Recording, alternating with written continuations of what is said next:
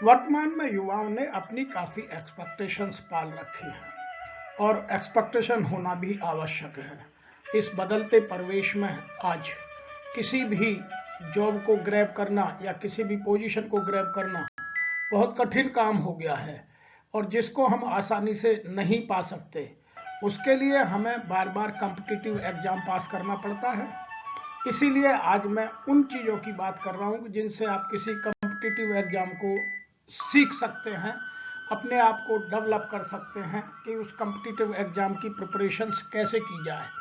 तो सबसे पहले बात करते हैं पॉजिटिव माइंडसेट।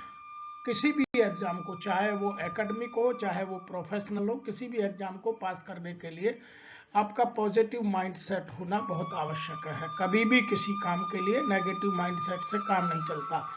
आप सबसे पहले अपने अंदर ये भावना पैदा करें कि मैं यह काम बड़ी आसानी से कर सकता हूँ, I am the right person to do this job. तो जब ये भावना आप में आएगी तब आप आगे के लिए आप तैयार हो पाते हैं। कुछ लोग तैयारी तो करते हैं लेकिन अपने अंदर यही भावना रखते हैं पता नहीं होगा या नहीं होगा। आपके अंदर भावना ये होनी चाहिए मैं नहीं कर सकता तो फिर इस काम को कोई नहीं कर सकता। उसे पॉजिटिव माइंड कहते हैं। उसके लिए कुछ आपको अपने अंदर करना होगा। पॉजिटिव माइंडसेट के लिए आपको 5 कैरेक्टरिस्टिक्स डेवलप करना बहुत जरूरी है। सबसे पहला है ऑप्टिमिज्म, सबसे पहले आशावाद, yes I can do this job. दूसरा है acceptance, this is the challenge for me and I am accepting this challenge. तीसरा है इंटेग्रिटी, आप अपने प्रति ईमानदार रहें। देखिए, आप दुनिया में लोग दूसरों को धोखा देकर ये सोचते हैं कि मैं बहुत चालाक आदमी हूँ, गलती है। बहुत सारे लोग आपकी चालाकी को जानबूझकर अनजाना करते हैं और आप अपने आप को धोखा देते हैं। तो आपकी अपनी इंटेग्रिटी अपने प्रति होनी चाहिए कि आप क्या सही कर रहे हैं, क्या गलत कर रहे हैं। नंबर 4 है माइंडफुलनेस, आपका दिमाग सदैव पॉजिटिव विचारों से भरा रहे, कोई भी नेगेटिव थॉट या नेगेटिव एक्टिविटी आपके माइंड में ना हो। और नंबर नेक्स्ट है ग्रेटिट्यूड, कि आप अपने अंदर जो भी कोई आपके साथ अच्छा करे उसके प्रति ग्रेटिट्यूड की, उसको थैंक्स कीजिए, तब आपका पॉजिटिव माइंडसेट डेवलप होता है। इसके अतिरिक्त और बहुत सारे रीजन हैं लेकिन एक लर्नर में, एक अच्छे कंपटीटर में ये हो तो काफ़ी अच्छा है। नंबर 2 हम बात करते हैं understand the exam pattern and process. आप जिस भी एग्जाम को, चाहे वो रिजर्व बैंक ऑफ इंडिया का हो, चाहे वो आईएएस का हो, चाहे पीएससी का हो या एसएससी का हो, स्टेट सर्विस सिलेक्शन का हो, जुडिशियरी का हो, कैट का हो या कोई और कॉम्पिटिटिव एग्जाम हो, जो भी आप कॉम्पिटिटिव एग्जाम देने जा रहे हैं उसके पैटर्न को और उसकी प्रोसेस को पूरी तरह समझिए। जब तक आप उसके पैटर्न और प्रोसेस को नहीं समझेंगे तब तक आप तैयारी ठीक से नहीं कर सकते। तो ये सबसे पहली रिक्वायरमेंट है कि आप जो भी कॉम्पिटिटिव एग्जाम देने जा रहे हैं उसके पैटर्न को, पैटर्न के मीन्स पहले 2-3 सालों का क्या स्टेटस रहा है, कैसे रहा है, किस तरह के क्वेश्चन आते हैं, किस तरह के लोग तैयारी करते हैं, कौन कौन से इंस्टीट्यूट हैं, कितना टाइम लगता है, सब्जेक्टिव है या ऑब्जेक्टिव है, ये सब चीज़ें और ये सारी प्रोसेस आपको जानना बहुत आवश्यक है। तीसरी हम बात करते हैं कि जो अभी 2024 है तो इसमें बहुत सारे बदलाव, बहुत सारे सिस्टम्स में, बहुत सारे प्रोसीजर्स में आए हैं, उनको आप जानिए और अपने आप को रोजाना अपडेट कीजिए। नंबर 3 हम बात करते हैं क्रिएट स्टडी प्लान। जब आपने पहले 2 काम कर लिए तो आप अपने जो भी कॉम्पिटिटिव एग्जाम दे रहे हैं उसके लिए स्टडी प्लान तैयार कीजिए। स्टडी प्लान तैयार करने के लिए आपको इन चीज़ों को समावेश करना होगा।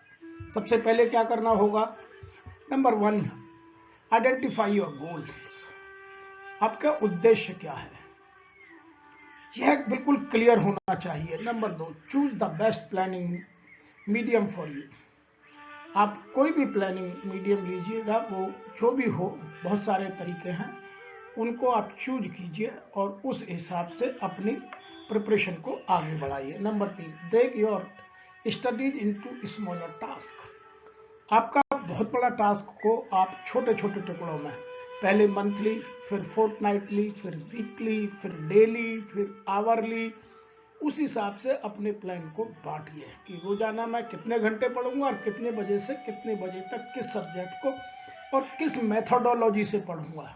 आज की डेट में तो methodology, tools and techniques study की बहुत आ गई हैं, तो आपको उस तरह से मैक्रो प्लानिंग और माइक्रो प्लानिंग दोनों करनी होगी। नंबर 4 है सेट डेडलाइंस। हर एक काम की, हर एक स्टडी की आपकी एक डेडलाइंस होनी चाहिए और उस डेडलाइन तक वो काम पूरा होना चाहिए, अदरवाइज तो आप प्रोकास्टिनेशन में चले जाते हैं। नंबर 5 है अकाउंट फॉर अनएक्सपेक्टेड डेज।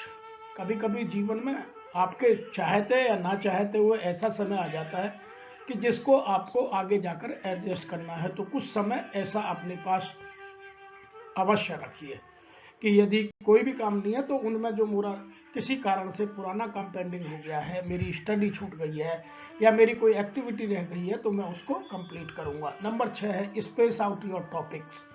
आप अपने टॉपिक्स को ठीक से छांटिए और उन टॉपिक्स पर कहां से कौन सा मटेरियल किस सोर्स से, 3 चीजें, कहां से, किस सोर्स से, ऑथेंटिसिटी और किसके साथ, तो ये सब चीजें आपको उसके लिए तैयारी करना आवश्यक है। नंबर 7 है मिक्स टॉपिक अप। आप हमेशा एक ही टॉपिक के पीछे मत पड़िए, आप बोर हो जाएंगे, तो आप बार बार अपने टॉपिक्स को मिक्स करते रहिए। कभी आपको ए तरह की तैयारी करनी है, कभी बी तरह की तैयारी, कभी करनी इंटरव्यू की करनी है, कभी आपको ग्रुप डिस्कशन की करनी है, कभी आपको सब्जेक्ट मैटर की तैयारी करनी है। सब्जेक्ट मैटर में भी जो आपका सब्जेक्ट है वो हिस्ट्री हो सकता है, ज्योग्राफी हो सकता है, फिजिक्स हो सकता है, मैथ हो सकता है, केमिस्ट्री हो सकता है, जूलॉजी हो सकता है, बॉटनी हो सकता है और बहुत सारे, लॉ हो सकता है, मैनेजमेंट हो सकता है, बहुत सारे एरियाज हैं। जिसकी भी आप तैयारी कर रहे हैं उस हिसाब से टॉपिक्स को मिक्स कीजिए ताकि आपको बोर होने से बच सके। नंबर 8 है schedule your study time in your optional focus period.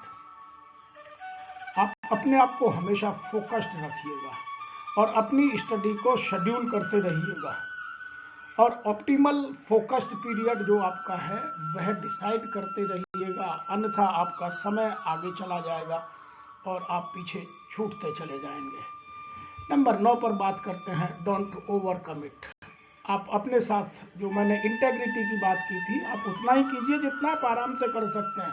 Over commit करेंगे तो आपको स्ट्रेस बढ़ेगा, अननेसेसरी की फटीग बढ़ेगी और आपको नेगेटिव थॉट्स की तरफ मुड़ने के लिए मजबूर होना पड़ेगा। इसलिए कभी भी कोई काम ओवर कमिट मत कीजिए। 10 है experiment with different learning styles. आज की डेट में बहुत सारे learning methods, learning tools, learning styles available है। आपको कौन सी सूट करती है ये मैं नहीं जानता, इसलिए मैं सजेस्ट नहीं कर सकता। आप अपनी स्टाइल अपने हिसाब से डिसाइड कीजिए और उसको आप अपनी लाइफ में एडॉप्ट कीजिए। नंबर 11 है plan how you will take your breaks. आप ब्रेक के लिए कब लेंगे, कितनी देर का लेंगे, उस ब्रेक में क्या करेंगे, यह सब पहले से प्री डिसाइडेड होना आवश्यक है। कुछ लोग अनशेड्यूल छोड़ देते हैं और बड़ी दिक्कतें होती हैं, इसलिए टाइम मैनेज करने में उनको प्रॉब्लम आने लगती है। नंबर 12 है don't get too much prospective. तो आप बहुत ज्यादा मत होइएगा, जितना यथार्थ में है, जितना एक्चुअल कर सकते हैं, जो आपकी सीमाओं के अंदर है, जिसे आप आराम से कर सकते हैं, उतने कोई करिएगा। बहुत सारे लोग बहुत बड़ी बड़ी बातें कर लेते हैं और बाद में कुछ नहीं कर पाते हैं। उसका रीजन ये है कि वो अपनी प्लानिंग ठीक से डेवलप नहीं कर पाते हैं, ओवर कमिटमेंट में चले जाते हैं और फिर और प्रॉब्लम्स क्रिएट कर लेते हैं। नंबर नेक्स्ट बात करेंगे, नंबर 4 जो बात है क्वालिटी स्टडी मटेरियल। यह बहुत इंपॉर्टेंट है आज के टाइम में। आपका स्टडी मटेरियल रिलायबल हो, रिलीवेंट हो और लेटेस्ट अप टू डेट हो। आप वही बुक पढ़िए, उसी सोर्स से इंफॉर्मेशन उठाइए जिनमें ये 4 चीजें हों। 3 चीजें तो मैं बोल रहा हूं, रिलायबल, रिलीवेंट और latest update. Number 4 credibility of the resource. आज जो सोशल मीडिया पर बहुत सारी उल्टी पुल्टी जानकारी पड़ी है, आप सबसे पहले अपने स्टडी मटेरियल को सेलेक्ट करते वक्त इन 4 चीजों पर अवश्य फोकस कीजिए और एक बार आपने ठीक से फोकस कर लिया, फिर आपका reliability, credibility, relevancy and up to date knowledge आप में आने से कोई नहीं रोक सकता। नंबर 5 हम बात करेंगे प्रैक्टिस रेगुलरली। आप ये काम एक दिन मत करिएगा। जो स्टडी का है, जो अभ्यास करने का तरीका है, आप इसको रेगुलरली कीजिए। आपकी पंक्चुअलिटी एंड रेगुलरिटी, पंक्चुअलिटी मतलब जो टाइम आपने डिसाइड किया, जो शेड्यूल किया, उस पर स्टार्ट करना, उसी पर खत्म करना। और रेगुलरिटी मीन्स रेगुलर करना, there should not be any disturbance. आप डिस्टर्बेंस को मैनेज कीजिएगा। नंबर 6 बात करेंगे हम नोट टेकिंग। जब भी आप कोई भी प्रिपरेशन कर रहे हो तो नोट जरूर तैयार कीजिएगा। नोट तैयार करने के कुछ फायदे हैं और वो फायदे सबको बहुत अधिक हैं। जो लोग नोट नहीं करते हैं वो उनसे वंचित रह जाते हैं और उनको प्रॉब्लम होती है। उनको प्रिपरेशन करने में कई तरह की बाधाएं, कई तरह की रुकावटें, कई तरह के स्ट्रगल करने पड़ते हैं। तो सबसे पहला बेनिफिट है इसका, क्रिएट ए कंडेंस्ड रिकॉर्ड। दूसरा है डीपर प्रोसेसिंग ऑफ इंफॉर्मेशन। तीसरा है इम्प्रूव फोकस। चौथा है इंक्रीज कंप्रिहेंशन। पांचवा है इम्प्रूव मेमोरी। छठवां है हेल्प्स द लर्नर्स और student in study and do better on test. जब भी जरूरत पड़ती है तो उन सब में यह मदद करता है। तो ये 6 बेनिफिट तो सबके लिए कॉमन है। जो यहां से आगे की जर्नी है वो आपको समझना है। नंबर 7 पर आता है आपका make it easier to be prepared. यह आपको प्रिपरेशन को बहुत आसान बना देता है। नंबर 8 है आपका make it easier to find the source. जो मैंने आपकी बात की थी, सोर्स रिलायबल हो, क्रेडिबल हो, ऑथेंटिक हो, यह उसको ढूंढने में मदद करता है। नंबर 9 है इम्प्रूव कम्युनिकेशन स्किल। आज की डेट में कम्युनिकेशन स्किल की बहुत प्रॉब्लम है। लोग बहुत नॉलेज गेन कर लेते हैं लेकिन ठीक से कम्युनिकेट नहीं कर पाते हैं। कभी रिटन की, कभी वर्बल की कम्युनिकेशन की प्रॉब्लम आती है। इसीलिए आप जब नोट बनाएंगे तो आपको ये दोनों चीजें समझने में बड़ी आसानी होगी। नंबर 10 हम बात करेंगे इम्प्रूव समराइज स्किल। जो आज समरी बनाने की, बहुत सारे लोग कुछ बात स्टार्ट करते हैं, घंटों कहते रहते हैं, अपनी बात नहीं कह पाते हैं, लेकिन कुछ लोग बहुत समराइज करके छोटे से शब्दों में या एक स्ट्रंजा में लिखकर आप तक बात पहुंचा देते हैं। इसलिए समराइज करने की स्किल इससे बहुत बढ़ जाती है। नंबर 11 है improve organisation skills. How to organise the things. ये चीज आपका तभी बढ़ेगा जब आप रेगुलर नोट करेंगे। क्योंकि नोट में क्या नोट करना है, कैसे नोट करना है, कौन सा पोर्शन नोट करना है, याद करने का क्या तरीका है, तो ये सब चीजें आपको आसानी से समझ में आती हैं। नंबर 12 है इम्प्रूव क्रिटिकल थिंकिंग। ये बहुत जरूरी है। क्रिटिकल थिंकिंग का मतलब है कि आप उन चीजों को सोचें जिनको अमूमन दूसरे लोग नहीं सोच पाते हैं, जो सबसे इंपॉर्टेंट स्किल मानी जाती है। और एक बार आप में ये चारों स्किल डेवलप हो गई, communication skill, summarising skill, organisation skill और क्रिटिकल थिंकिंग स्किल, फिर आपको सक्सेस पाने से कोई नहीं रोक सकता। इसीलिए आप नोट अवश्य बनाइए और ये तभी आती है जब आप नोट बनाने की कला में माहिर हो जाए। नेक्स्ट हम बात करते हैं टाइम मैनेजमेंट। आपने अपना शेड्यूल बनाया प्रिपरेशन में, आपने quarterly, monthly, weekly, fortnightly, daily, hourly plan बनाया, उसको मैनेज किया। वह तभी संभव है जब आप टाइम मैनेजमेंट अपना ठीक से कर पाएंगे। और टाइम मैनेजमेंट के लिए भी आपको कुछ चीजें जानना आवश्यक है। टाइम मैनेजमेंट के लिए सबसे पहले कंट्रोलिंग ऑन योरसेल्फ। दूसरा अलर्ट, मेरा टाइम भाग ना जाए। तीसरा मेरी एफिशिएंसी कितनी है, मैं अपनी एफिशिएंसी के हिसाब से डिजाइन करूं। चौथा रिमाइंडर्स, मेरा टाइम किस सब्जेक्ट का कहाँ कैसे है, प्रायोरिटाइजिंग।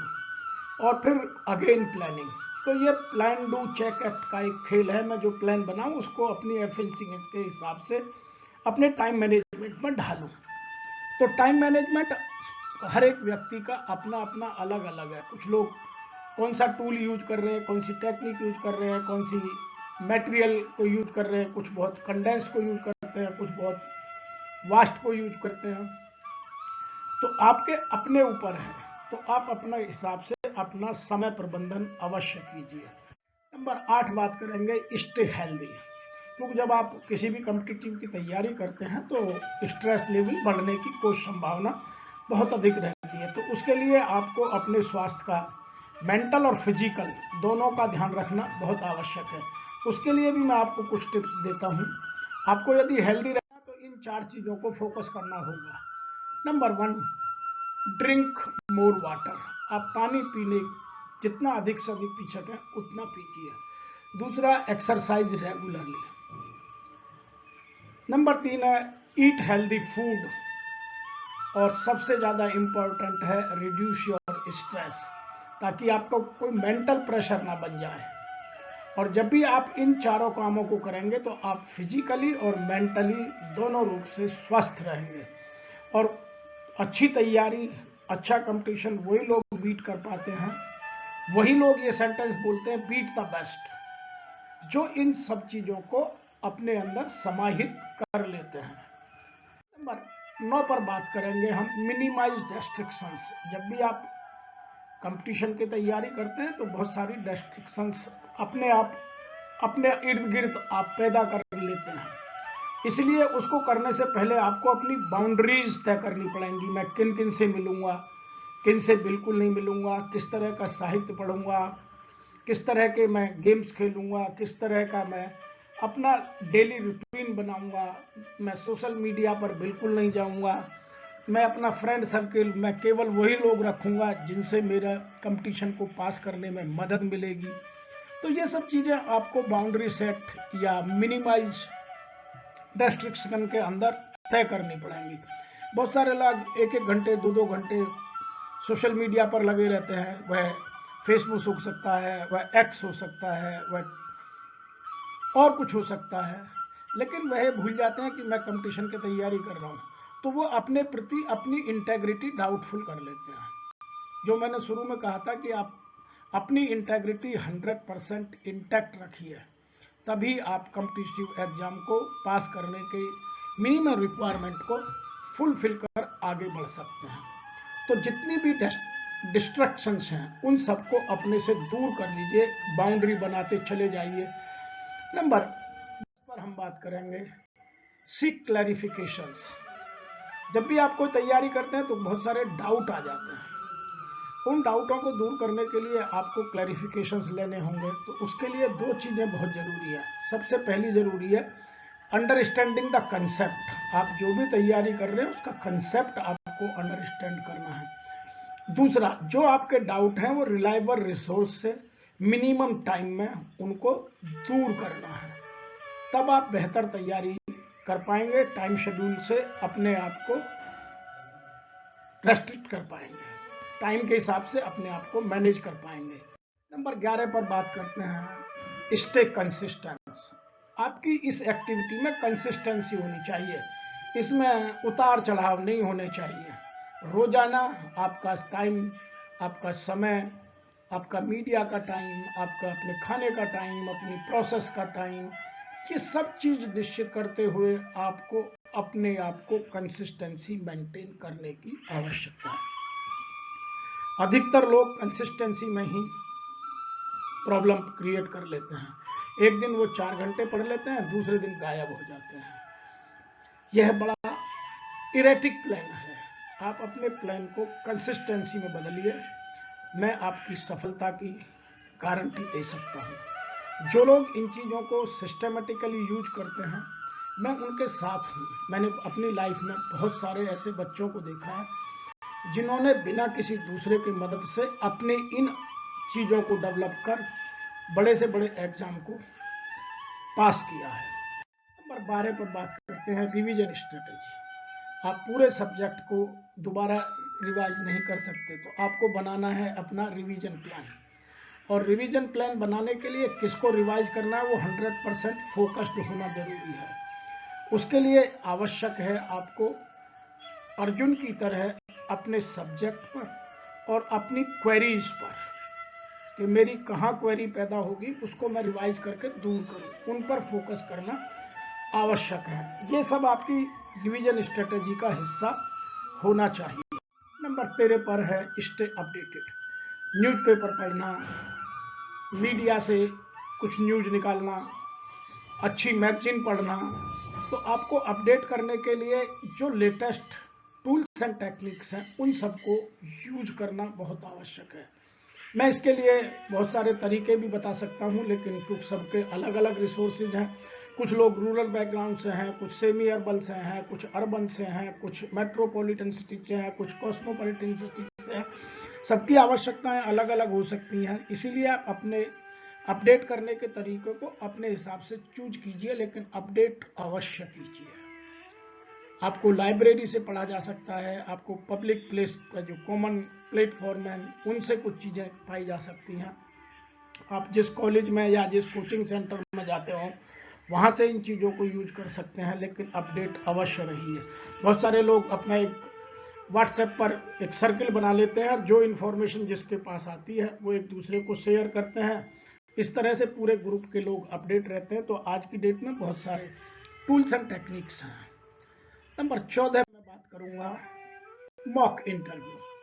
बहुत सारे एग्जाम में इंटरव्यू की बहुत बड़ी प्रक्रिया है, तो आप मॉक इंटरव्यू कीजिए, आप डेवलप कीजिए कैसे चलना है, कैसे रूम में एंटर करना है, कैसे बैठना है, बैठने का पोस्चर क्या रखना है, आंसर किस तरह करना है, बॉडी लैंग्वेज को कैसे सेट करना है, किन शब्दों का चयन करना है।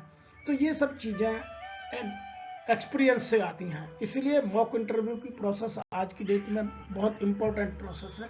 मैं बहुत सारी जगह मॉक इंटरव्यूज की प्रोसेस को करता हूं। मैंने देखा है जो बच्चे ठीक से सीरियसली तैयारी करते हैं वो कभी इंटरव्यू में फेल नहीं होते। इंटरव्यू में जो केयरलेस हैं, जो ब्लफर्स हैं, जो ठीक से अपने थॉट प्रोसेस को कंट्रोल नहीं कर पाते हैं, जिनकी थिंकिंग बड़ी मिनिमाइज होती है, वो लोग इंटरव्यू में रह जाते हैं। इसलिए broad thinking, critical thinking, strategic thinking, communication skill, जो मैंने अभी थोड़ी देर पहले बातें की थी, उन सबको जब आप नोट बनाएंगे तो ये चीज़ें आपको समझ में आएंगी और आप इन चीज़ों को ठीक कर इंटरव्यू की प्रोसेस को मॉक में अपनाकर आप प्रिपरेशन कर सकते हैं। इस सब के बाद यदि आपको लगे कि ये सब काम मैं नहीं कर पाता हूँ, तो लास्ट में आप किसी भी कोचिंग क्लासेस को ज्वाइन कर सकते हैं, जहां ये आपकी तैयारी पूरी कराई जाती है। और कुछ कुछ लोग तो मॉक इंटरव्यू की प्रोसेस भी करते हैं। और कोचिंग में भी आपके दोस्त किस तरह के हों, कोचिंग में सब्जेक्ट फोकस कितना करते हों, आने जाने में टाइम कम्यूट करने को मिनिमाइज कैसे कर सकते हों, ये सब चीज़ें आपको ध्यान में रखनी है। यदि इन 15 इश्यूज को आप ठीक से टैकल करेंगे तो आप किसी भी कॉम्पिटिटिव एग्जाम को फर्स्ट अटेम्प्ट में आराम से पार कर लेंगे। समस्या तब आती है कि जब हम बार बार इन चीज़ों में कहीं ना कहीं कोताही बरतते हैं और फिर अपनी इंटेग्रिटी को ठीक करने की कोशिश नहीं करते। इसीलिए पॉजिटिव रहिए, अपने प्रति ईमानदार रहिए, इन प्रोसेसेस को अपनाइए और जीवन में आराम से सफलता पाइए।